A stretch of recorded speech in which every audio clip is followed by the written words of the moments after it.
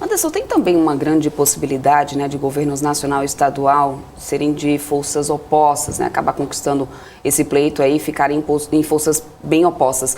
Como que será governar nesse cenário? Como que as relações entre governantes podem impactar nessa administração dos dois lados?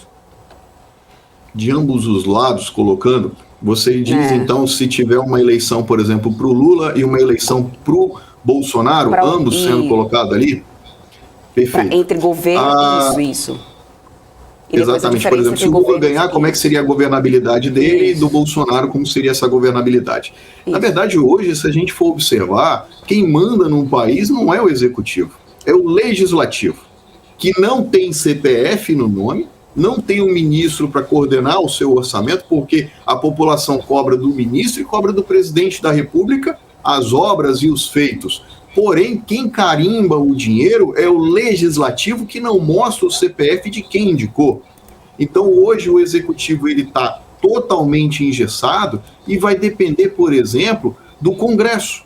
Como ele vai ser eleito agora? 1/3 do Senado vai ser eleito agora, e agora, na verdade, é 100% para a Câmara, ou seja, todos os deputados que quiserem continuar vão ter que buscar a reeleição. Então, hoje, por exemplo, se o Bolsonaro ganhasse e tivesse um Congresso maior de esquerda, ele teria dificuldade em aprovar os seus projetos e o governo não sairia. Eu posso usar o grande exemplo aqui do Moro, por exemplo. Se ele ganhasse, ele não teria interlocução com o Congresso, então ele teria um governo que não teria uma governabilidade. Agora, se o PT ganhar, há um risco, por exemplo, sendo colocado, de voltar algumas coisas que aconteceram no mercado financeiro, por exemplo, da Petrobras, com risco de petrolão. Existe sim um risco, como aconteceu, como foi falado. Porém, se o Congresso for da maioria de direita, ele vai sofrer a mesma coisa que o Bolsonaro sofreria. Ele não vai conseguir aprovar os seus projetos, o Congresso vai defender, como ele já defende,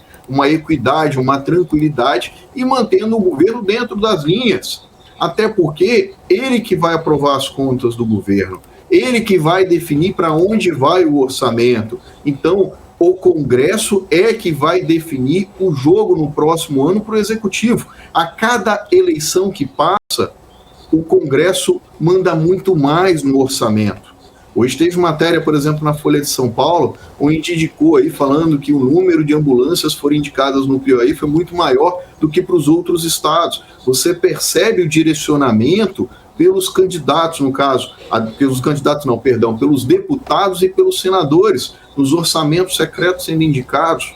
Então, eles estão definindo o orçamento, e o executivo, a cada dia que passa, tem menos poder sobre o que ele vai fazer com o dinheiro ou do que ele vai fazer com o seu planejamento. Então, nesse momento, eu falo, escolha muito bem o seu candidato a deputado federal, muito bem quem vai te representar no Senado, pois ele é que vai fazer as votações dos projetos importantes do governo e também vai garantir a segurança caso esse projeto, por exemplo, seja um projeto que não poderia ser aprovado. Ele é que vai fazer a nossa retaguarda. Então, os deputados e senadores hoje, eles estão com um poder muito maior em mãos do que o executivo. Um exemplo, reforma tributária, está no Senado preso. A Câmara aprovou a questão do ICMS, por exemplo, regulando aí o teto de 17% sobre telecomunicações, energia, combustíveis e transportes. Está no Senado sendo discutido. Será que vai colocar em pauta na próxima semana? Ou na outra? Ou vão engavetar e vão segurar, como aconteceu com a reforma tributária no CCJ, onde os senadores se organizaram do governo e de esquerda a não ter quórum. Então isso é o que está acontecendo. A gente tem que ter muito cuidado em quem nós vamos votar para deputado federal, para senador, pois as nossas vidas estão em decisão por eles. Eles é que aprovam a lei. É nem tanto que o presidente pode vetar uma lei e voltar para o Congresso e o Congresso derrubar o veto do presidente e ser obrigado a acatar.